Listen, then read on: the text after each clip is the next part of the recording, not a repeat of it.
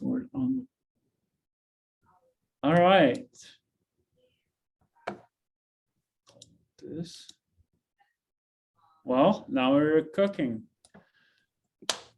Hi, everyone. I'm Chris Brencans, CEO of On the Map Marketing. And today we are here at Seminar, a little pun on search engine marketing. This is our first open webinar. We've been doing for the last year and a half internal webinars together with our On the Map team.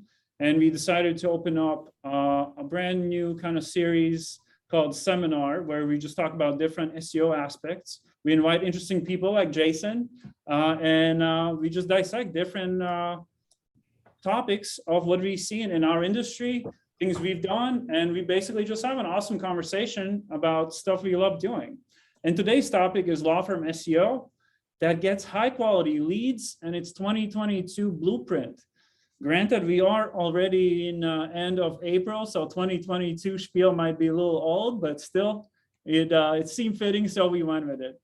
Jason, hey, how are you? Good. How are you doing, Chris? It's fantastic. It's our Friday. You know, it's talking about stuff I love doing, so I can't complain.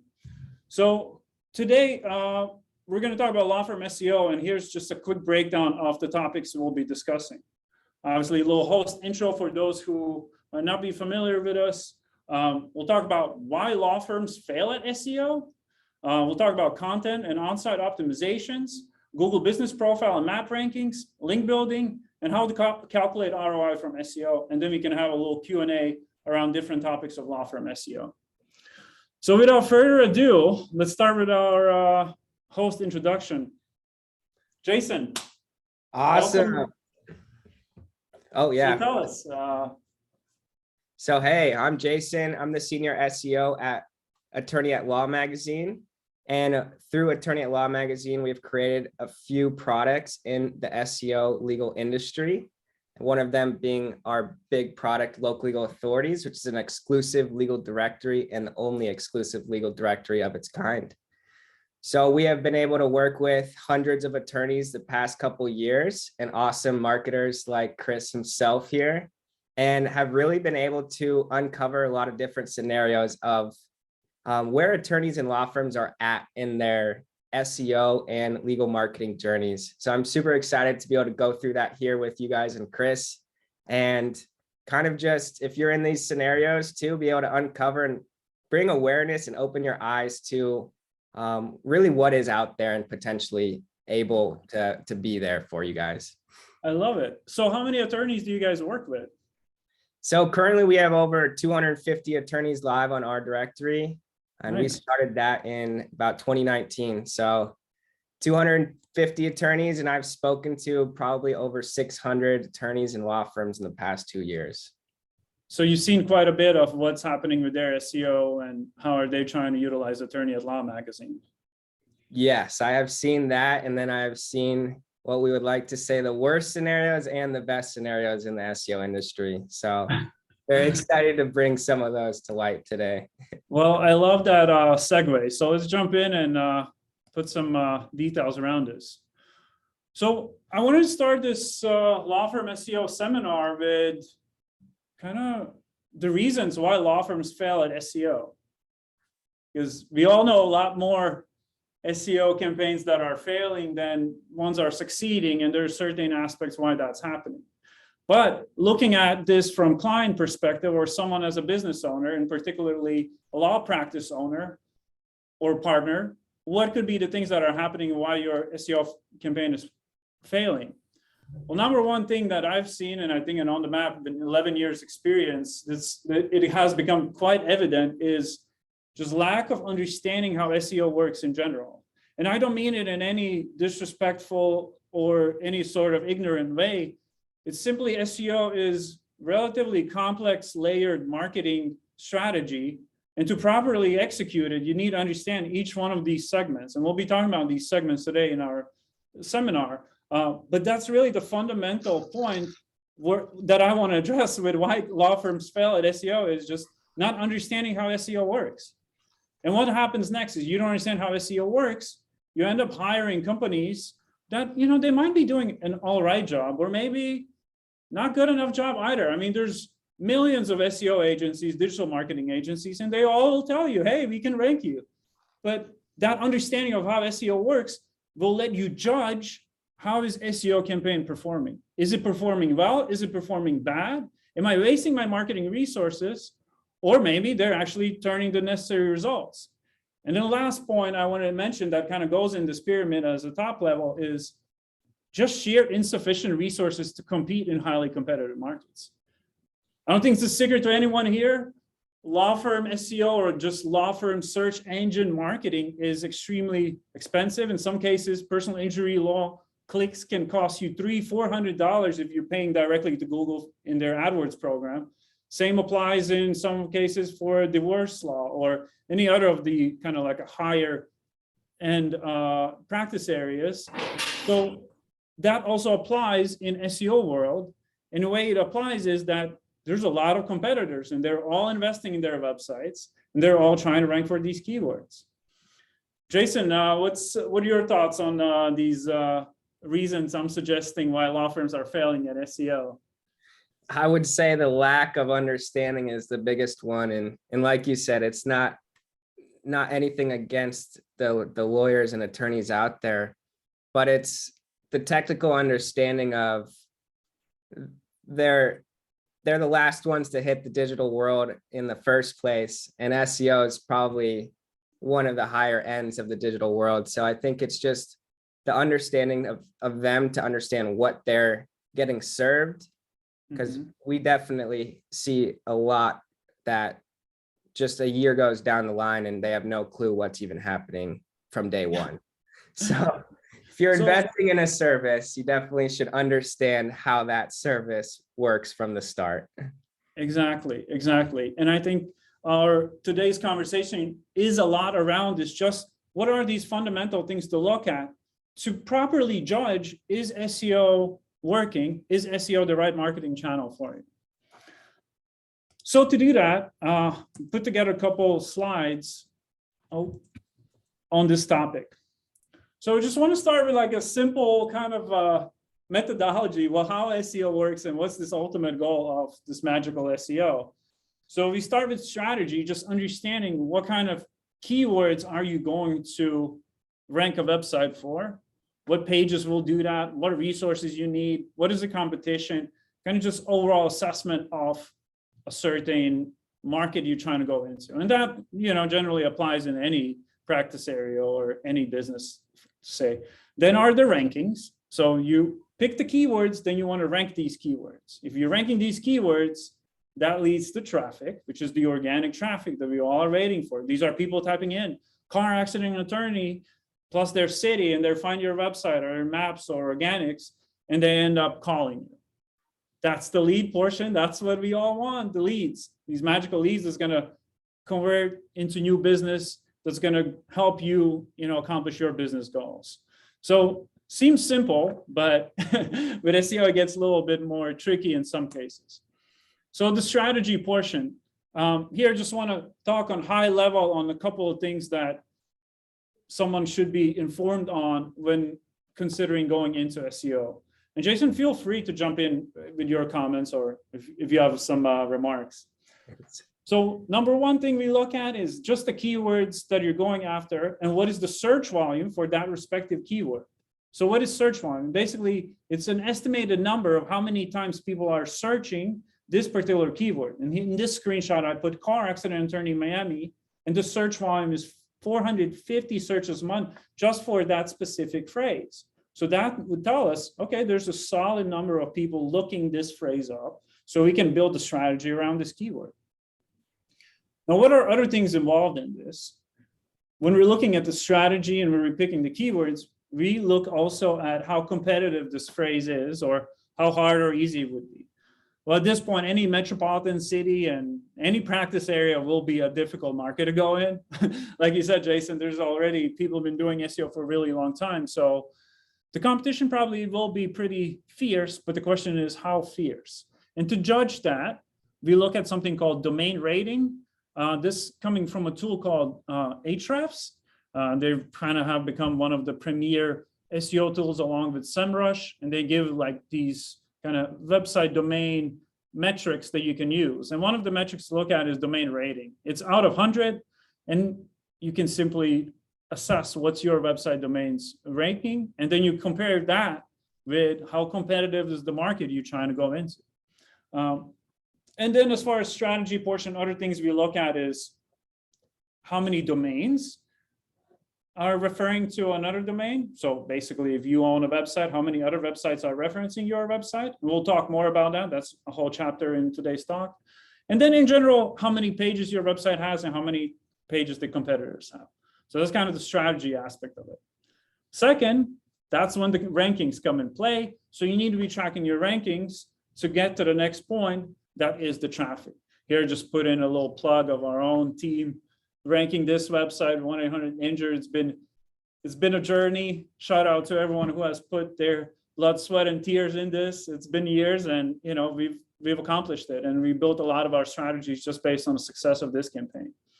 And then after the rankings comes the traffic. So you need to be assessing your traffic, which is organic traffic. For someone getting just into law firm SEO, don't get it confused with direct traffic. Organic traffic is the one coming from keywords people put in search engines, and then they find you in the organic results or map results. And then of course the coveted leads. That's the ultimate goal we all want, getting to the leads, either phone calls, forums, live chats, most common inquiry approaches. So before I jump in the next slide, Jason, maybe some thoughts on any of these points? Yeah, I got a quick thought on the whole leads, the traffic to leads part, because that seems to be one of the biggest barriers that we see when going into campaigns for a third-party view is, everyone has traffic, and sometimes what keywords they're getting that traffic through is going to depend on if it results to that lead. And what we see a lot is sometimes people get built up with great traffic, but it's not on those converting money keywords. And what we say is a money keyword is what's going to relate to an actual conversion. So that's one of the biggest things that I think attorneys should bring awareness to within their campaigns is, yes, we have good traffic, but if the leads aren't coming from that traffic, potentially that traffic is just converting to words that aren't going to ever lead to that conversion. Yep, great point. And that's something to look out for, like long tail keywords that are driving traffic, but no leads at all. And we'll get into ROI tracking a little bit in one of the final chapters. So now that we understand the journey of SEO and what success looks like, I wanted to segment this journey in 3 groups of people. So there's groups of people that, either you're a partner in a law firm, you start a law firm, you've heard of SEO, but you haven't done any SEO yet. So you're very novice level, and you're kind of like reading, understanding what's happening, hopefully watching this video. And you've heard of SEO, but you haven't tested the channel yet, but you're considering doing it. And then there's a second group, like you were just saying, they're seeing some traffic, they're seeing some rankings, but no real results. Maybe they've done an active campaign, maybe they are still an active campaign, but they don't trust fully that SEO can work. They're still trying, or maybe they tried before, but they're in this middle ground where they're not seeing the return, and they're either shifting off or they're about to just cancel and say, you know what, SEO, it's not for me, it doesn't work. And then there's a group of people that have figured it out. They love SEO. A lot of them are here in this conversation here today. And this group itself are probably not struggling, but they're faced with 2 things: either how to scale their SEO campaign, maybe it's plateauing, because that happens too. And I see that with a lot of law firm SEO campaigns where they are in relatively good positions, but they just need that extra edge to increase their leads by 30-40%.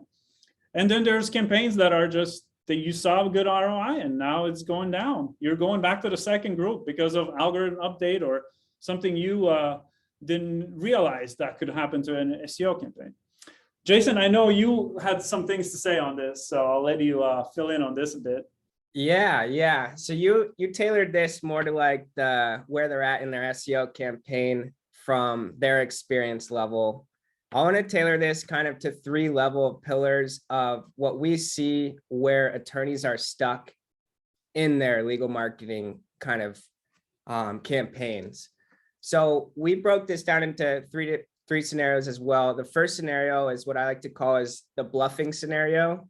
So it's an attorney got promised by a company, we're going to rank you page 1, because everybody we know says that we're going to rank you page 1. And they get a year down the line, the attorneys really don't understand what's happening in their SEO. And that year comes and they realize that some of the basics like Google Business Profile haven't been set up from the get-go. So if you're in that scenario, there's a lot of better scenarios out there. The second scenario we see a lot is the sleeper scenario.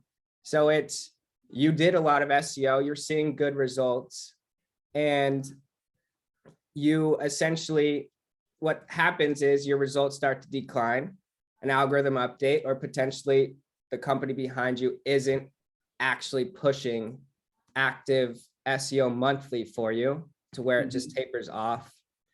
And that's obviously a scenario that is the worst scenario that you could end up being in, period, because it's a scenario that you are so close to success and somehow the people that you're with just didn't get you to that success, or even your internal marketing team just don't have that level of expertise to go to that next level of success with that. And then the third, which is a horrible scenario as well, it is essentially the we own you scenario. And that's where we end up seeing this way too often with attorneys and law firms, and they really just get owned in their whole campaign. So it's a 2-year campaign, and when they want to eventually leave it because they realize that no results are coming, they realize that there's this contract in the back end that doesn't even let them get out of it for a year to 2 years. So those are 3 different types of scenarios that we've seen from the attorney and law firm level of, if you're in that scenario, please pay attention to what Chris is going to go over here next, because this is not a scenario that you should stay in after seeing what we're going to show you. Yeah. So what does success look like? So SEO, there's a lot of pontification and a lot of big terms, which often get misunderstood, and people just kind of leave confused. What is really going on? So to add a little bit more kind of facts to the strategies, our team, shout out to Mariano, some while ago, we did a research on best ranking personal injury law firms in Austin. And we just want to dissect what their websites entail. What is their GMBs entail? What does their backlink profiles look like? And those really are broken out in 3 main pillars that we're going to be talking about today. So I want to start from first pillar, which is your content and on-site optimization. Okay. And we looked at the personal injury law firms in Austin, and we saw right here's the column of how many pages of content they had. So I want to start using little data metrics as a points to compare your website with. Okay, referring domains, which talks about the backlinking, this magical link building that everyone has heard of, but there's a lot of misconceptions around it. And then just number of Google reviews, because the ranking maps, there's a certain aspects and things that need to happen. So I want to talk about what kind of statistics we need to look at to compare your Google map performance versus some of your market best performers. All right, so this is kind of the intro where we're breaking the ice and where we're going to be comparing our kind of findings, how to get to these places. So first chapter is website content and on-site SEO. I love on-site SEO content. It's just such a fun part. And fundamentally thinking about SEO in general, on-site is something that I think any company or business owner can control themselves, unless it's some kind of scenario like you mentioned, Jason, where you're locked into a contract and locked out of your website and you're just kind of operating on this lonely island. Then you're bit of an issue, but if you own your website and you have a decent CMS like WordPress or any of the other ones that are out there, you should be able to control some of these things yourself, which is one, just on-site optimizations. There's really no rocket science to it, pretty straightforward things, and we'll talk about some of the biggest issues we've seen. And two, it's following certain structure of how to build out your website. And being a lawyer, you probably are into writing, or you've read all the laws and you know all these aspects. The question is just, how do you categorize this information? So here I want to talk about first, how many website pages these best ranking websites in Austin have. So we can see here that some of the top sites had 200 pages, some had 900, 500, 300. So where is this all this content coming from? Okay, so starting point where this content is coming from is your practice and sub-practice area pages. So on the right here, our team put together a little breakdown of what the content structure needs to look like for personal injury lawyer website. So most likely your homepage is optimized for your primary keyword plus location, or if you're a multi-location site, that might be your primary keyword plus state, or maybe brand, depending on what your SEO strategists have decided. And then your location hub goes in a little closer breakdown. So we have car accident page, truck accident, motorcycles, etc. And then what I really want to emphasize, just having these inner pages, which often you might think that's enough, actually, that's not enough content for you to compete with some of the best ranking websites. Again, we're going back to the point of, 200-300 pages. Where is this content coming from, right? This would be, if we just had the personal injury law firm top level page and these sub-practice area pages, that would be 7 pages. That's not enough. So then there's what we call content silos and supportive content. So here we can see car accident lawyer, and it breaks down supporting content that people could be possibly looking for, or you need to provide that in this information page in general to show your authority and knowledge within this topic. So some examples here: head-on collisions, distracted driving accidents, intersection accidents. And you basically use that content to expand on the top content, which is car accident lawyer. And then once this page itself is bolstered and you do that across all the other categories, your overall top category keyword, which is personal injury lawyer, let's say Miami, gets the highest point of information across your entire website.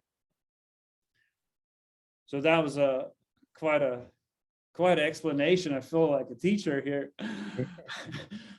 Jason, anything mentioned on this?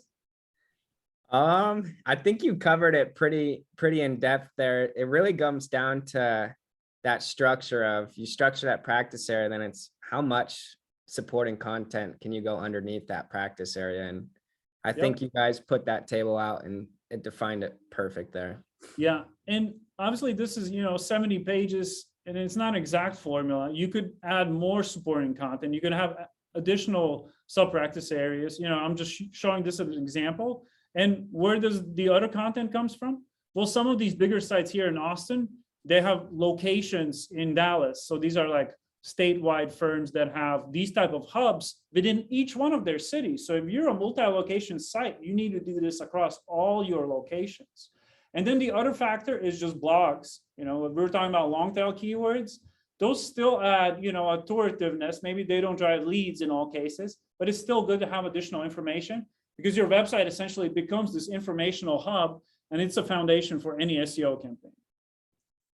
All right, so to add a little bit of visualization, I wanted to show an example of another amazing client. Shout out to the team, car accident lawyer Fresno. We have a client ranking there. They're ranking the maps and in organics.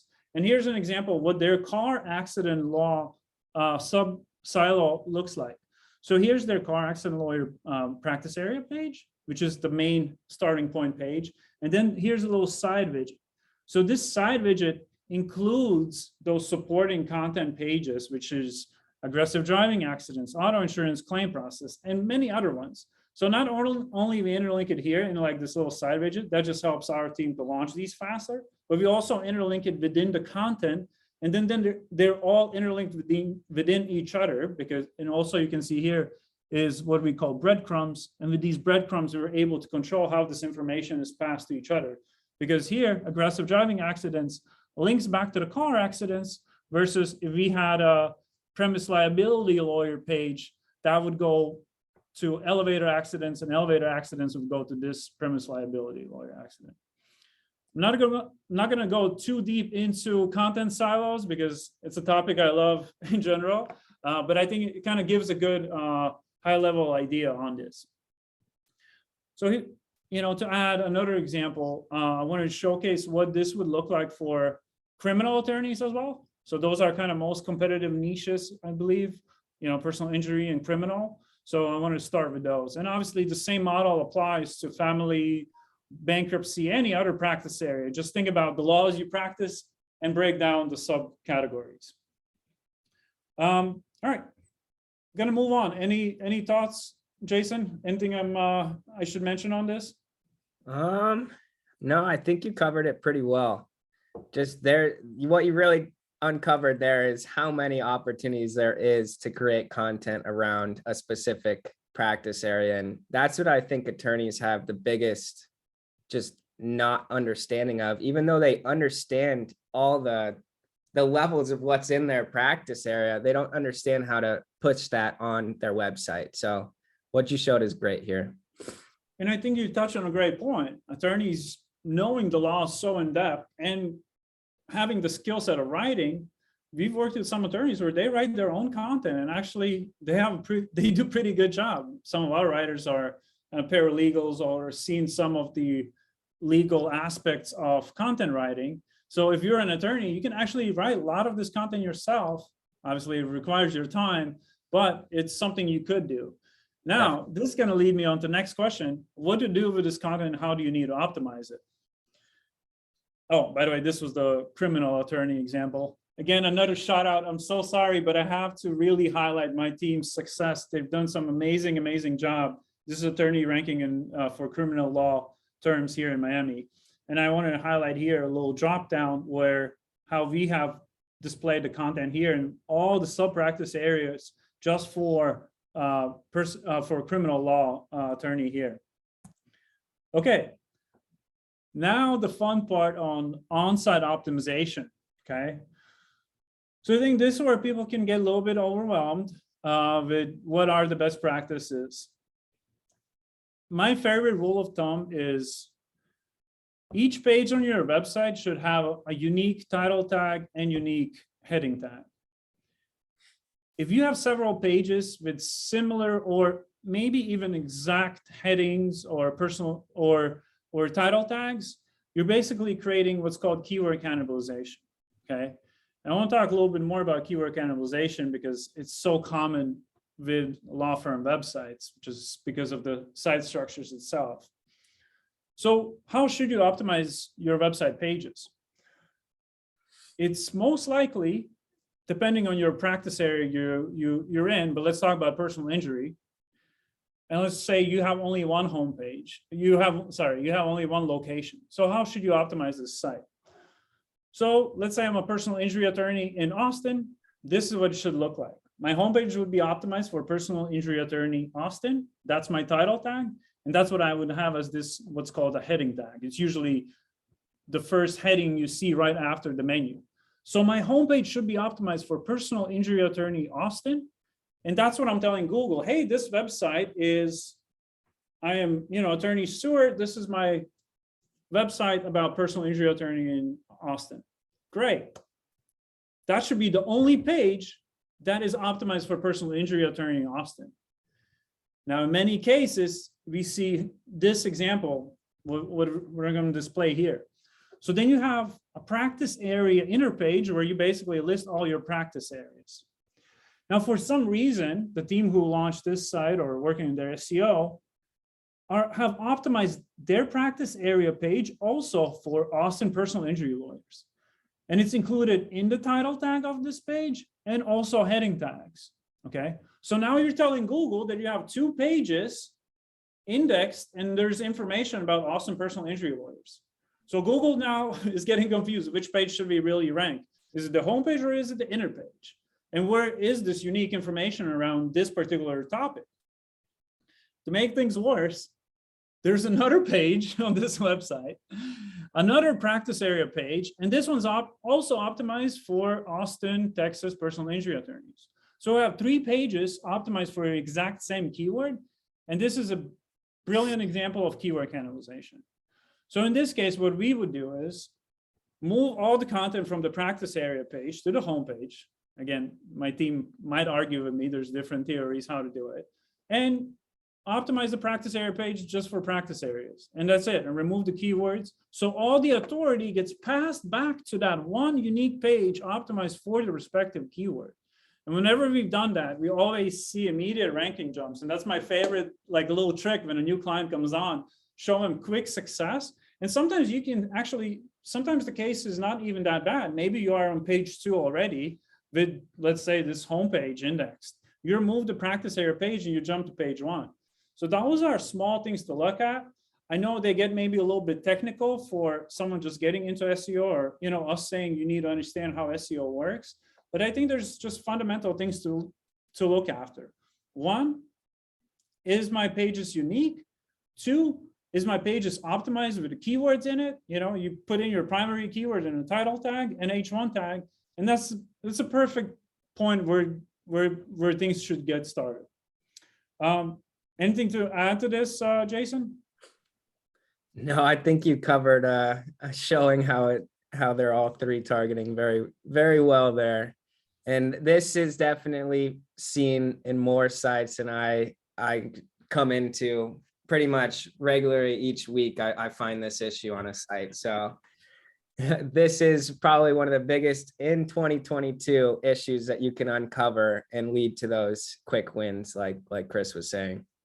Yeah, totally a quick win. And then this probably, if it applies to one practice area, let's say in this case, it was just one keyword, Austin personal injury attorney. If we go deeper in the site, we can find like car accident pages and other ones. Exactly. So I wanted to, give a quick tip. We're saying, hey, get more knowledge on SEO. So how can you do it? So for someone that doesn't have access to any tools, or, they don't have much things to analyze from like Google Analytics, Screaming Frog, any of these tools. Simple thing you can do, just as a fun exercise, if you want to compare how many pages Google has indexed of your website, you type in site, you put colon, and then you put in your website's domain name, and it's going to tell you how many pages Google has indexed. And then as an exercise, compare this number with best ranking websites. And that should give you a nice little kind of ranking gap of, if your website has 15 pages indexed and the best ranking sites have 200 plus, that means you probably need to expand your supporting content to have a competitive chance to rank. And again, it's very simple. SEO is not difficult. It's more about filling in gaps of what do you need to do to rank. So here's also just a little side note on the Stewart law firm. It's actually interesting. He has 200 indexed pages. So that means there's probably some opportunities to optimize this content and help them rank. Okay, so moving on to other topics. So takeaways here on the content. Content needs to be unique optimizations per page, and put in your primary keyword in a title tag and heading tag. And don't do it on 5 pages because that's not helping you. Do it just on 1 page. Exactly. All right. So now I want to talk about Google Business Profile. And, like you said, 2022, what are the things that people should be focusing on?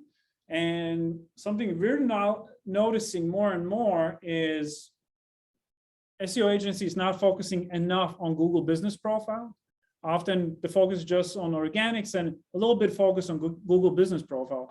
But in reality, we're seeing about 70% of the leads are coming from Google Business Profile versus the organic rankings. So the Google Business Profile is massively important element to any local SEO campaign. So how can we influence these rankings? So I want to talk about 4 pillars of Google Business Profile rankings, and which are the ones that we can control and which are the ones that we cannot control. So I'll start with just data management and consistency. This is what's called the NAP. Those are your citations across anywhere in the internet. They need to be consistent. Otherwise, Google is confused. If you have 5 directory listings and each has different address where your business is located, obviously that's an error. There's a tons of tools that can check this for you, Bright Local being one, tons of other ones. I don't want to spend too much time on it, but it's a very easy thing anyone can check themselves. Then second one, and this one's pretty exciting, is your reviews and ratings. And third, page relevance authority, which is how authoritative your website is in parallel with your Google business profile.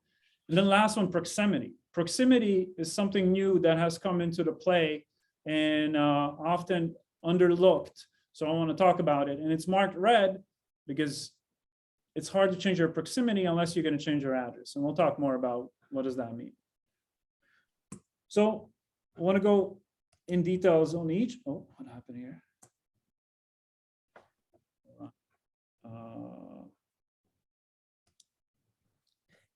So you started to edit. Oh, okay, there we go. I had a little bug there. I don't know what happened. Okay, cool. So just fundamentals of Google business profile. One, make sure your category is the proper category. If you're a personal injury attorney, make sure that's your category. Back to Jason's point earlier, we've seen situations where Google business profile is not even claimed. That's an extreme. But there's situations where, let's say you're a personal injury attorney, but it says only lawyer. Okay, you could say it's not an error, but then if you look at the best ranking profiles, if they all have personal injury attorney in Fresno, that's what you should have as well. Simple thing, just look at everyone who, what category they have, put yours as the same one. Two, make your profile look natural. Put in pictures of your business. Again, no rocket science, just fundamentals. Beef up this profile and make it look natural and interesting to someone. Like, how can I make this profile look interesting for someone who's going to find it online? And then a couple other things. One, posts, again, goes to the activity of the profile. So you can put what's called Google Posts, which just kind of shares information about what your law practice is doing, some kind of updates, any of those things. And then last one, I actually should have marked this red, but there's a very popular spam tactic of putting in the keyword in the name. Used to work. I think we even done some tests too back in the days, but I've done some tests. It worked. Google has definitely caught up on this, and unless you have, I want to say, I'm going to say this right or not, DBA or DBA. What do you call it? Doing business as, yeah, doing business as, and then you have, let's say, Fresno car accident lawyers. If you make that your DBA, then you can use that in your map listing. But that's a separate topic. It used to work. If you're going to do it now, be cautioned, because there's a lot of people out there that are ranking with legitimate profiles, and they're waiting for you to do it, and they will report you, and then it's a mess just to get your business profile claim back with Google.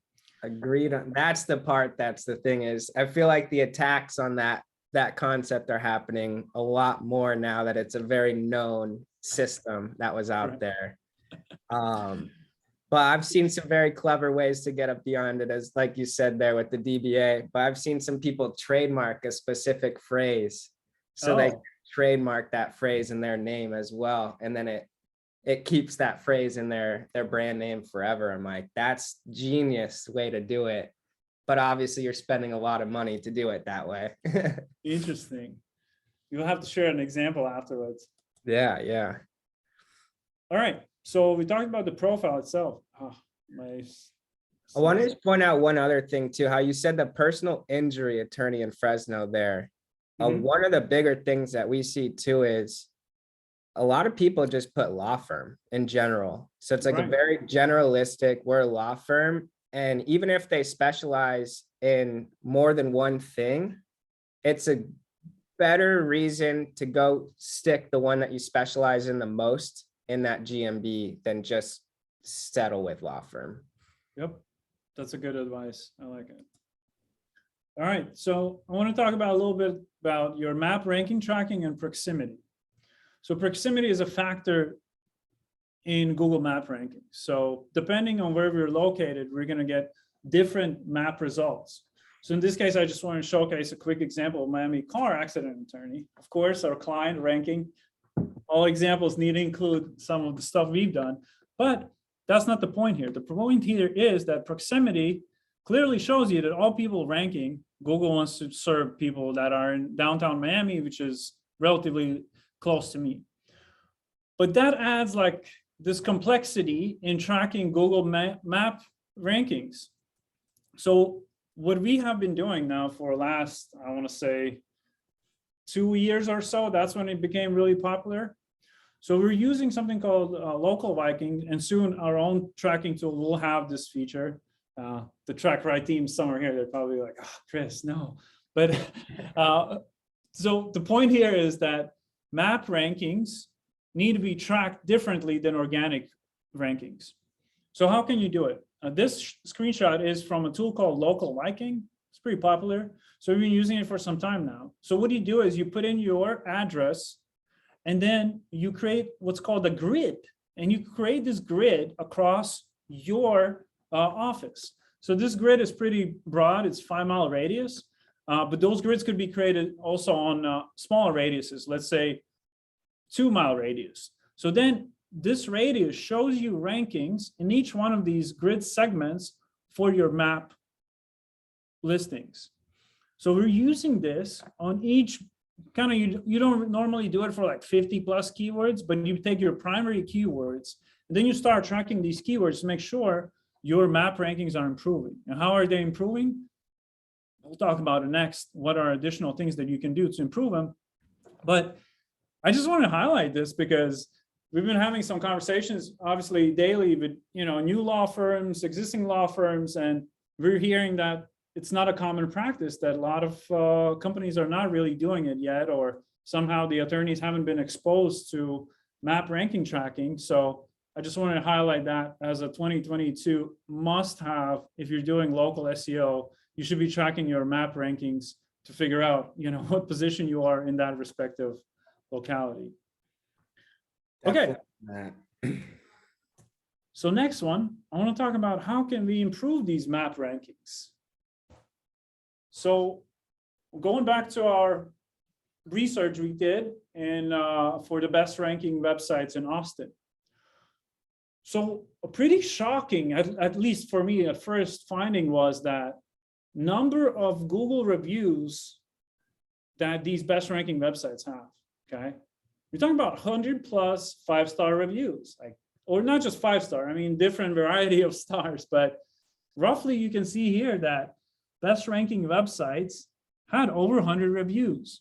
So what does that mean? Reviews is a ranking factor. And is it really a ranking factor, or is it just a factor that your business is out there providing great service, and you just exist, because business that doesn't exist doesn't have reviews, and Google kind of has figured that out, saying, hey, if you're a real business, you're probably going to have some solid reviews, and there's going to be a lot of people talking about you.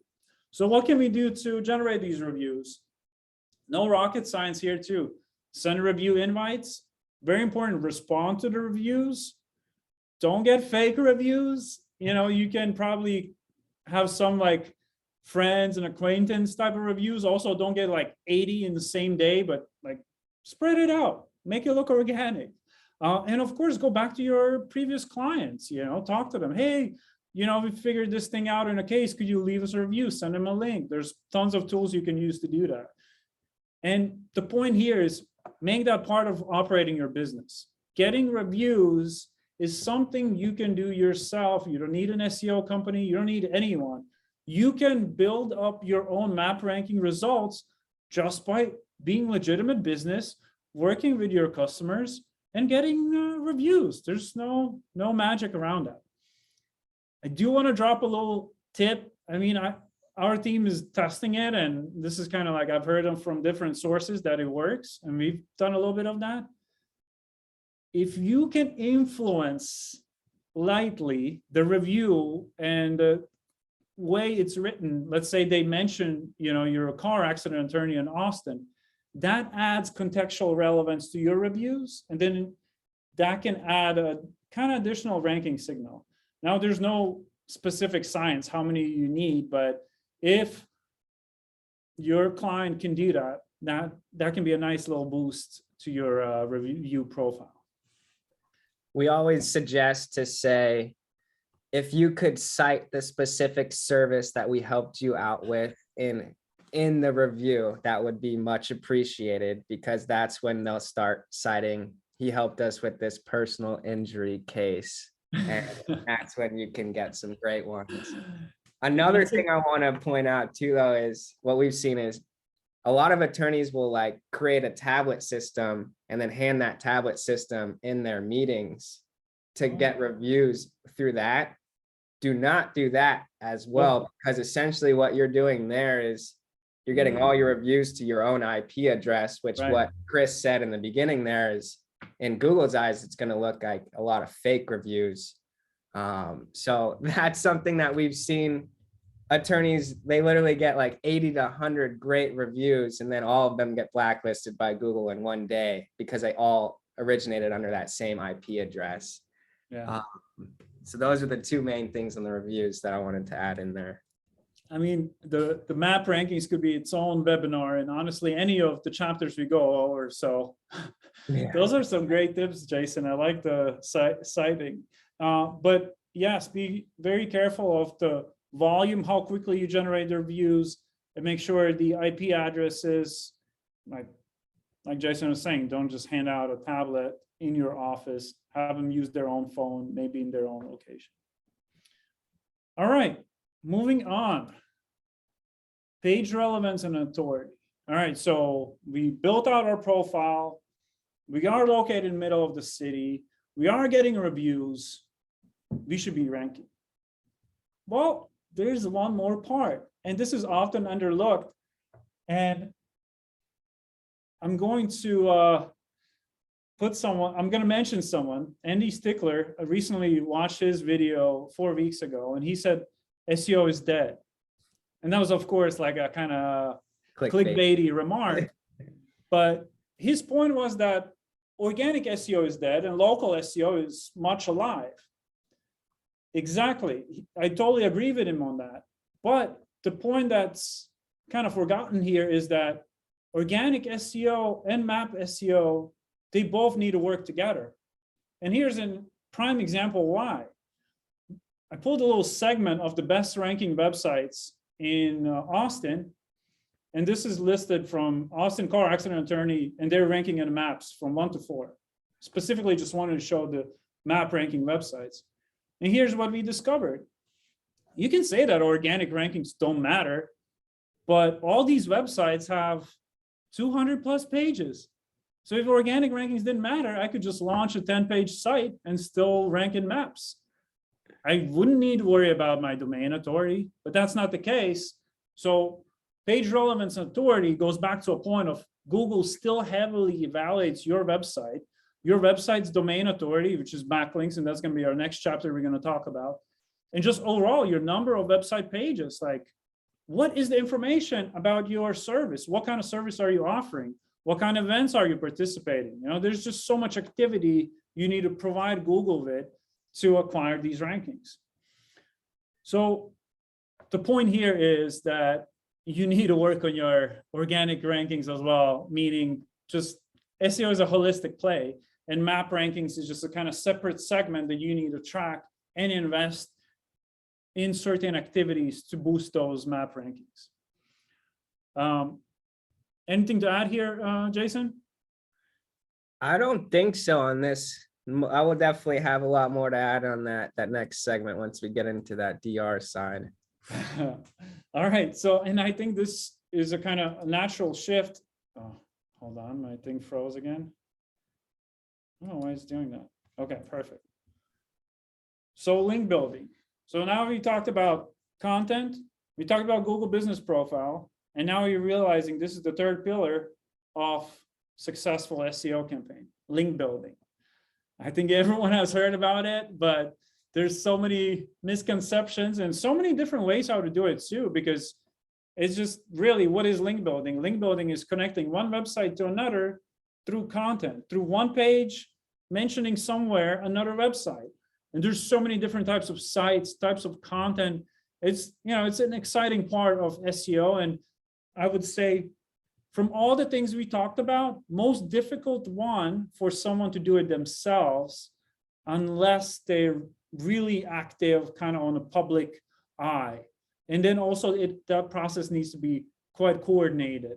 But we'll talk about those strategies in the next slides. So before we talk about the link building types, I want to talk about something called link building gap analysis, which might seem like a complicated term, but really there's nothing really too complex around it. So here's a quick screenshot of what our team would assess before beginning building someone's SEO strategy. So we talked about domain rating. So this is a abbreviation that Ahrefs, the tool, came up with. Your domain rating can be from 1 to 100, 100 being the highest. And then basically when someone starts their SEO campaign, we look at what is their domain rating.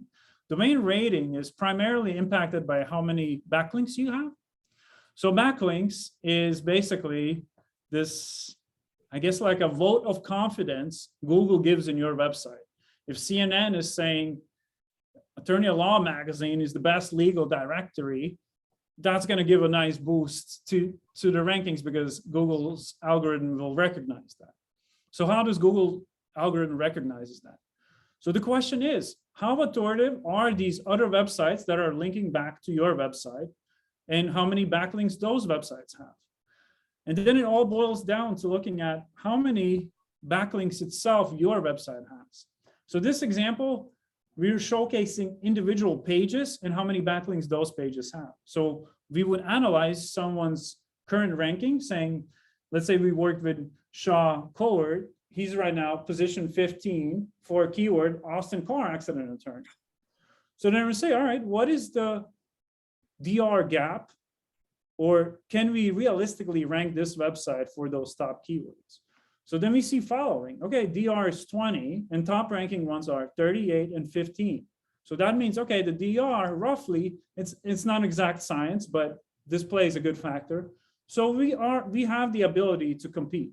Let's say if the DR was 5 and probably ranking would be like position 40, there's a lot more link building that needs to be done. And we'll talk about what kind of link building tactics you need to employ.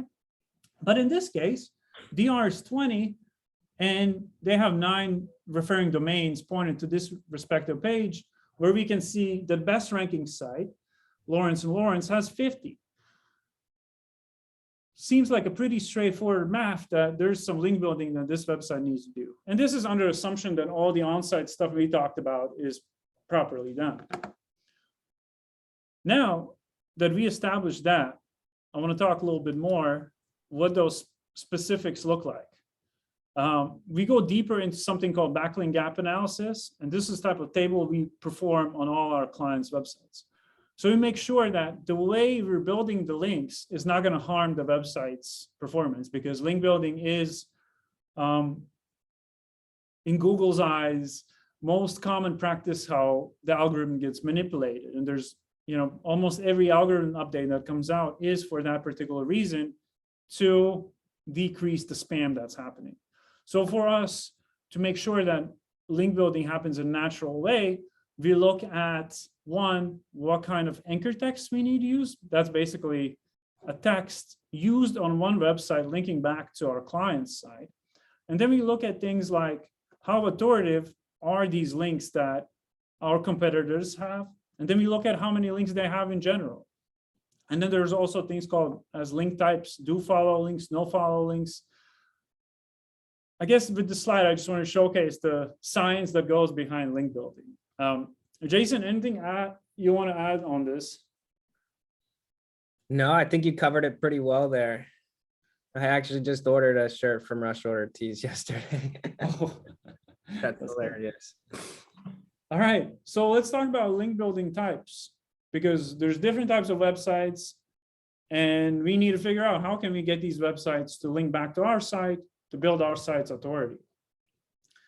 So one, I just wanted to give a quick shout out to our content marketing team. Chintan, amazing work. So we wrote an article on link building for law firms. So this article has 8 tips. In here, I'm going to just talk about 4, our kind of highlights, because link building itself, maybe you should just do a separate webinar on link building itself. So anyone can check out that article. But let's talk about what are the easiest ways for someone to acquire links for their law firm. Well, legal directories, that is, those been around, talked about, Justia, Avo, FindLaw, etc. Everyone knows them, and it's sort of a vicious thing, but you need to have them. We might not like them, but you need to have them. And honestly, directories are a big part of just the internet in general. You type in a keyword, best car accident lawyer, and you will get tons of directories.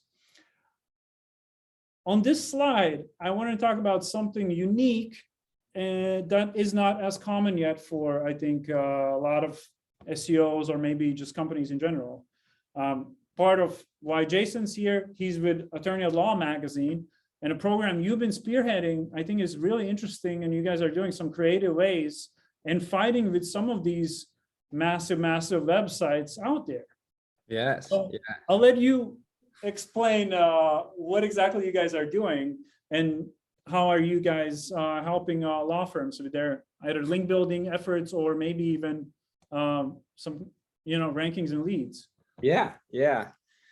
So we have, through Attorney at Law magazine, been creating a legal directory since 2019. And it has been, we've taken a very different approach on it than the typical legal directory like Justia, Avo, lawyers.com that we're very familiar of.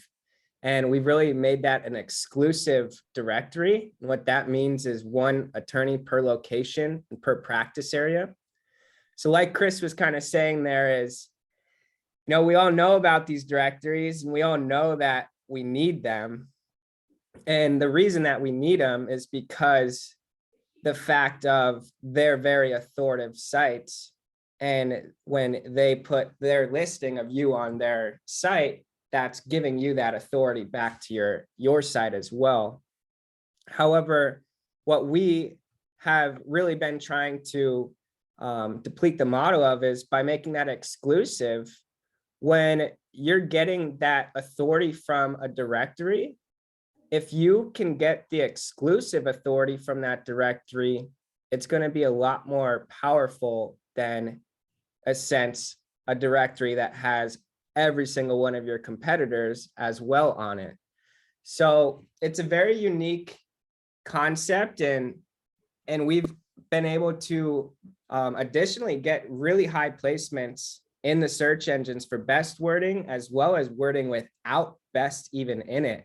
So like what he's showing here is Dallas personal injury attorney. And we know Dallas personal injury attorneys, a CPC rate of about $150 to upwards of $180 per click.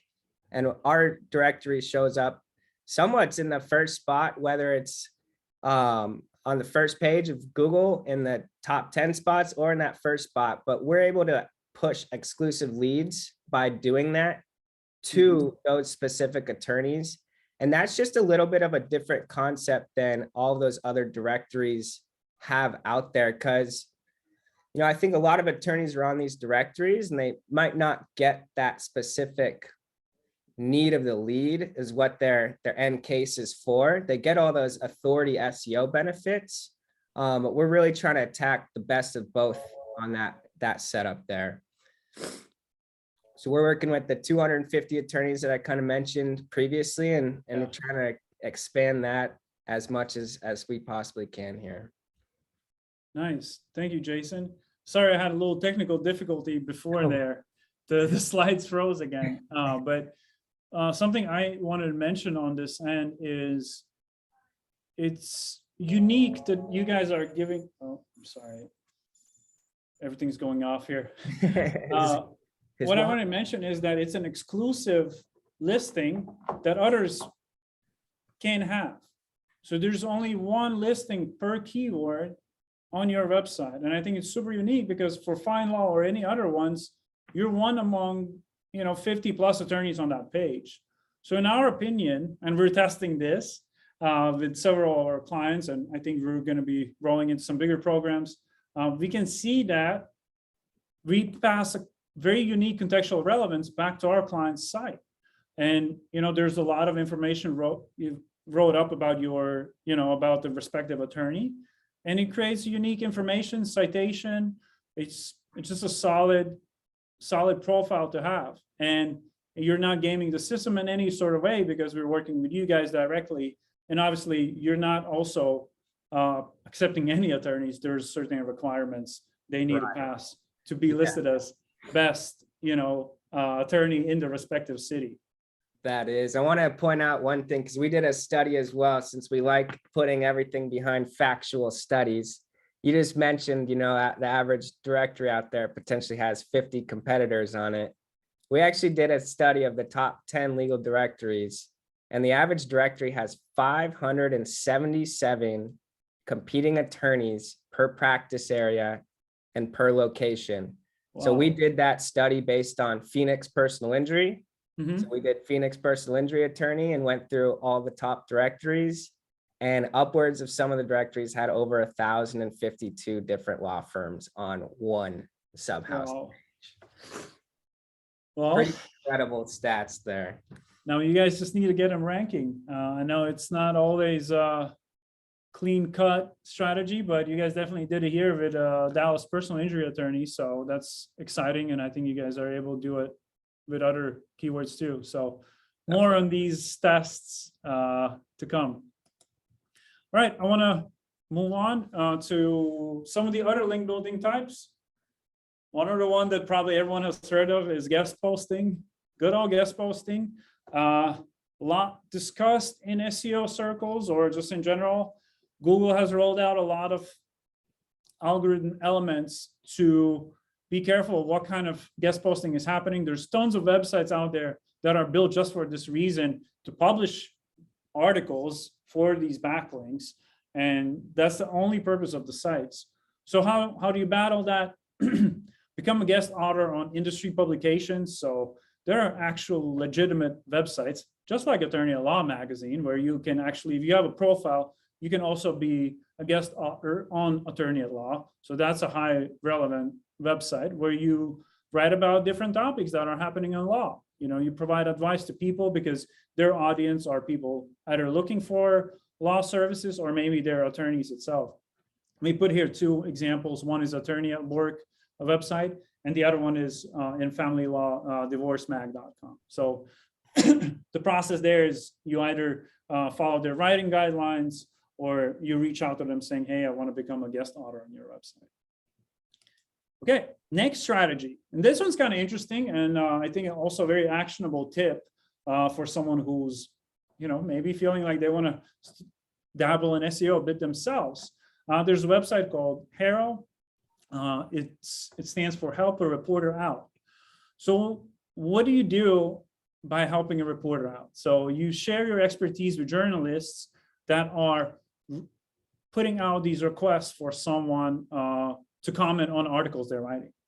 So you sign up for the program, and then what you start doing is you're monitoring these requests where journalists are asking for comments. Like, believe it or not, people want to link back to you. You just need to be able to provide some value. Now, of course, there might not be that many law-related requests, but overall, it's a great tool to tap into and kind of comes down to your creativity. So let's take a look here. Here's an example of an email. These come out every single day, and you can see here there's different topics where you can provide your pitch on those topics. Obviously, you have to include your profile, have a decent information around, about yourself, because they will link back only to reputable law firms that, look legitimate and have some interesting information that's provided. But by doing that, you can acquire links from extremely authoritative sites. And we've done successfully that for a lot of our clients. So I think that's a great tip. Something to keep in mind.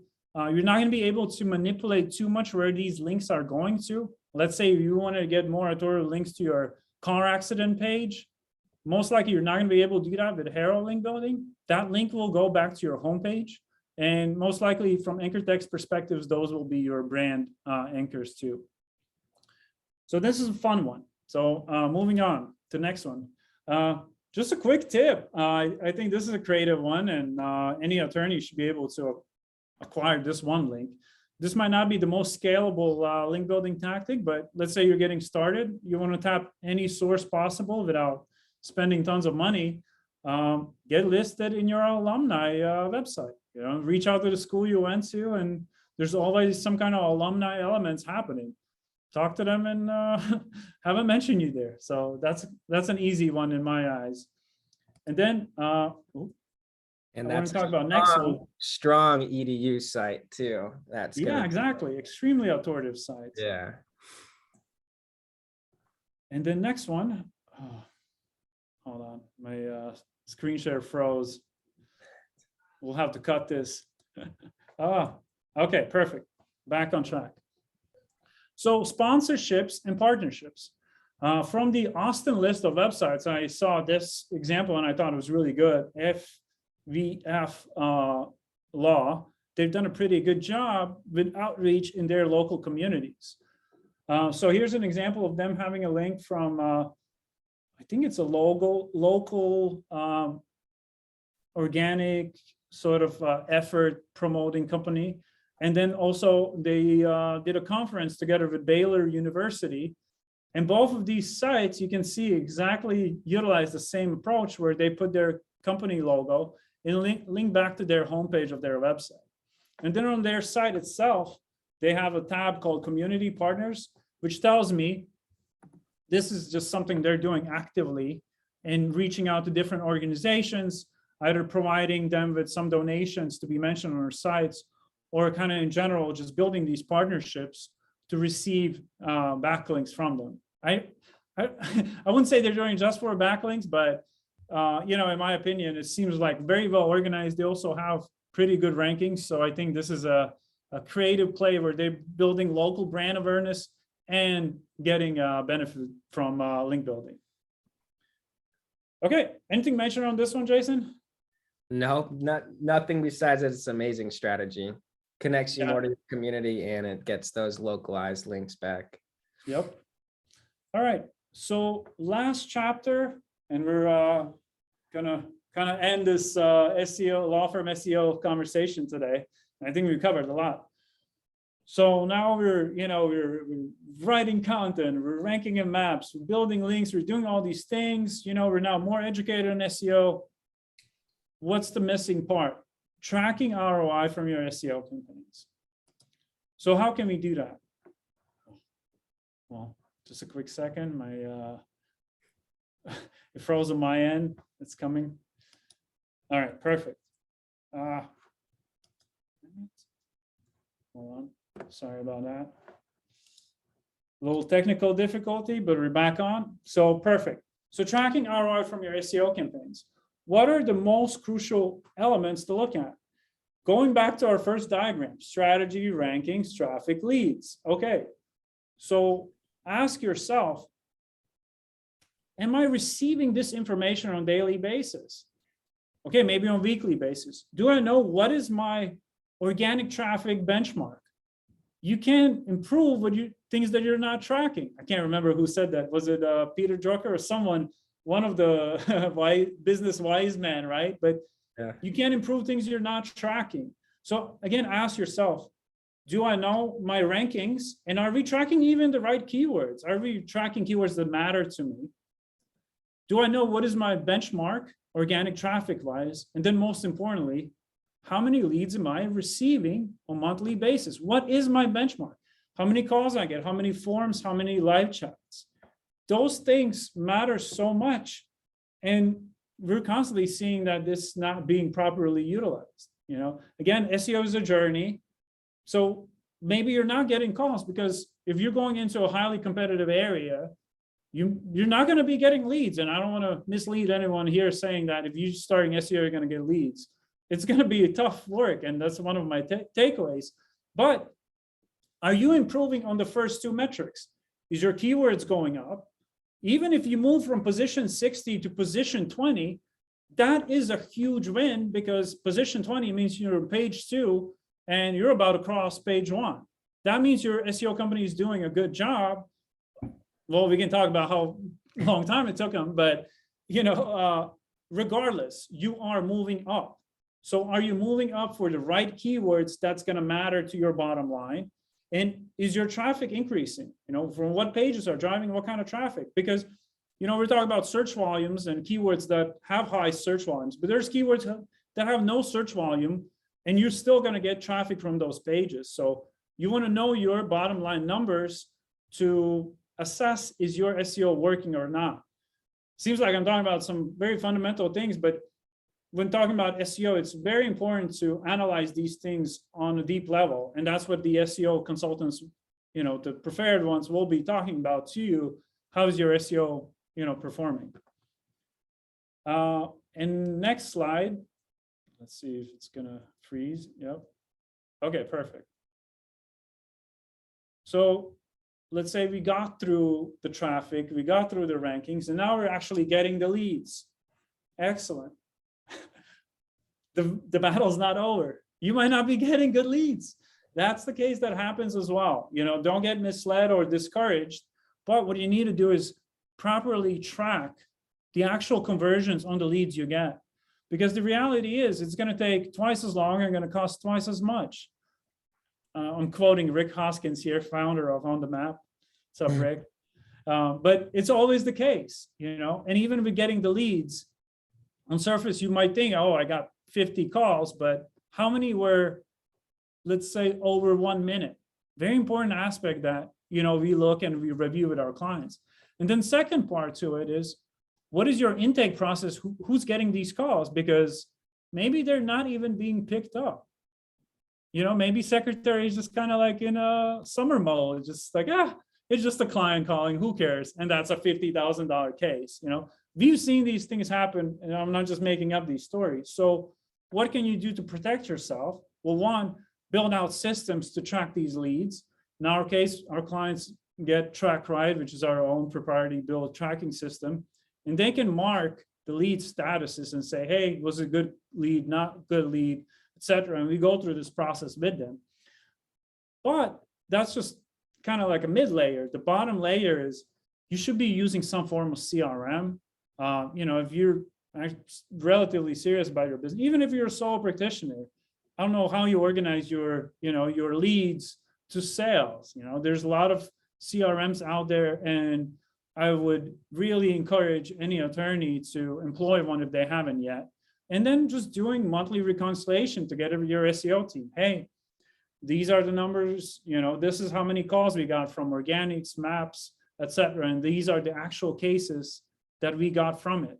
Because the reality might be that maybe in 3 months you close one case out of SEO, but if that case is $50,000, you just justified the investment.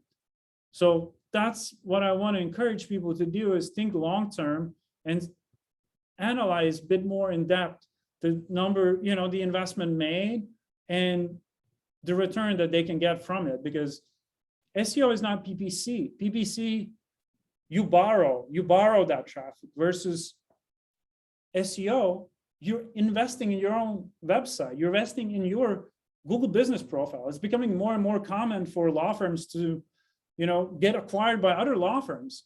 And now if you're kind of playing around with this idea of what's my exit? Well, if your exit is to sell your law firm, this is a real asset. I've heard stories where law firms increased their value by $1 million just because they were ranking for tons of keywords, and whoever acquired them knows, hey, this business already has a lead flow versus business that's kind of relying on referrals or any other type of form. So, of course, my opinion is heavily biased here, but I want to come to the final takeaways here, and somehow I already shifted into it, just being excited about SEO. It's natural. Before I recap these, Jason, I'll let you give your 2 cents on SEO performance tracking. Yeah, well, I'd say that's the funnest part of what we do over here, because we get the rights to record a lot of the leads that we send to the attorneys through our system. And it is jaw-dropping of an experience of listening to these leads come in. And one, whether the law firm doesn't even answer the phone is the craziest part to me. Two is the office person doesn't have good rapport with the person and actually makes them mad. So the potential client is lost because of the office person taking in the lead. Or then three, which is the worst, is what you said, is they get a good lead and they don't track it through their own system. And they have no idea what efforts that are bringing in these leads of how they're actually factoring into that ROI. And the amount of attorneys that I see invest in marketing services without the back end of understanding what the lead flow is coming into their business is like a 95 to 5%. And it's literally 95% of attorneys want more leads, but won't build the system to be able to track the leads or properly assess the leads of the flow into their business. So yeah, what you pointed out is probably the biggest takeaway that anybody can get out of this entire system here. And you know, seminar. And I think it's not even about law firms. I think it's any business in general doing SEO. Like Correct. Our agency growth is dependent on SEO. And I watched where these leads go in our sales funnel, and sometimes they close 2 months later. And if I looked at it on the surface and said, oh, this lead didn't close in a week, I would label it as a bad lead. But really, there's a lot more work involved in closing a lead than just getting that lead. The lead is just the first step. So it's important that there's a time and systems invested in intake and overall reporting of those leads. Agreed. So here's the final 3 takeaways. Are my SEO strategy deliverables substantial to fill the current ranking gaps? So I'm presenting this as, am I realistic about the money I'm putting in, deliverables I'm getting on a monthly basis, and where my competitors stand right now? It's kind of like the link gap analysis, the content gap analysis, the review analysis. Like, am I really committed to go this path? Because SEO, again, as we established today, it's pretty straightforward. There's a gap that you need to fill, whether it's link building or content. And that's what your agency should be doing, filling in this gap. And it works. It really does. We saw several examples today of our agency doing a great job. And you guys, with your Attorney Law magazine, that's also a kind of interesting aspect of SEO. Second, do I have proper marketing performance in place? Because if we are going this journey, do I have the necessary performance tracking to make sure I'm actually climbing those steps? Because there's certain elements involved that maybe your traffic is not growing, maybe your leads are not good, etc. Certain elements. And then, am I comfortable investing in my SEO for a long period of time? And this is the tough one, because you might go 6 months without leads. It's really tough. If you're just getting started, you know that it could be $15,000, $20,000, $30,000 investment at first to build that foundation, to build up the content, the domain authority, your business profile. It's required for you to compete. And the law firms that are winning in SEO have done that. So you really have to be very honest with yourself. Look at the ranking gaps and say, hey, instead of paying $200 per click, I'm going to invest in my own website. I'm going to build my own equity. And, you know, one day if I want to exit this law firm, I can sell this as an asset as well, you know, and it just becomes an investment. You have to say, hey, I love it. I understand it. Goes back to our pyramid saying, do I understand SEO? If you don't, you're never going to see it as an investment. If you do understand it, you know, hey, investing in these things is beneficial for my law firm. Like we saw the FEF law firm in Austin, you know, doing the community outreach, being involved in a community, but that's for brand awareness. Yet they're also getting the links back to their site. So a lot of moving pieces in SEO, but really, you know, that's kind of my final closing line here is, am I comfortable investing in SEO for a long period of time when you assess all these elements? Well, that was fun. That was fun. That was a good wrap up. And yes, that is the fact of investing for a long period of time is the much needed part, and I'll leave my final note on that, is what I see, I think the most in law firms and attorneys is they want those quick results. They try to think that it's going to come in 3 months, 6 months, and they'll just hop around from SEO to SEO to SEO, not giving the full time of what they need for that process. So it's almost a very interesting part of it too, because when you're stuck in that process, if SEO does take time, the results that this person implemented in 6 months potentially might be showing in this 6 months, potentially might be showing in this 6 months. Yep. That's where it's like, if you're going to invest in SEO, make sure you find a partner, and like Chris and On the Map, that you're investing in that long period of time and really in it to win, because you need the time factor in SEO as well. Well put, Jason. And I'm not saying that because you complimented us. Before we get off, maybe there's some questions. I didn't really check how many people were on. I was really invested in our message and kind of educational element to this, but maybe there's some questions. We have a little bit of time left. You can enter them all in the chat here if you have any questions as well.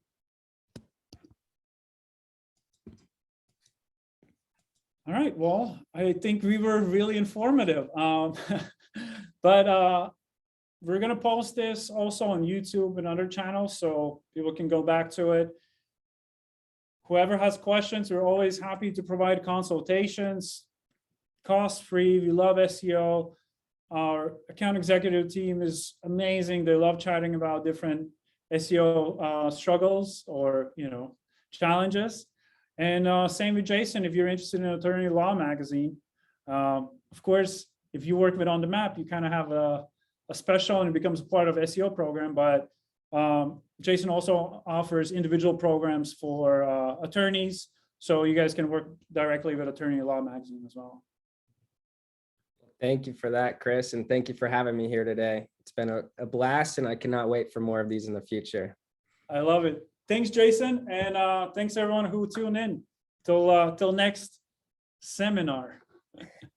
Oh, wait, there's a question. Hold on. I think I missed it. Wait. Oh, you said shoot any question. No, yeah, I said. That's a blooper right there. Yeah. All right. See you, Jason. That was awesome. Thank you. Have a great one.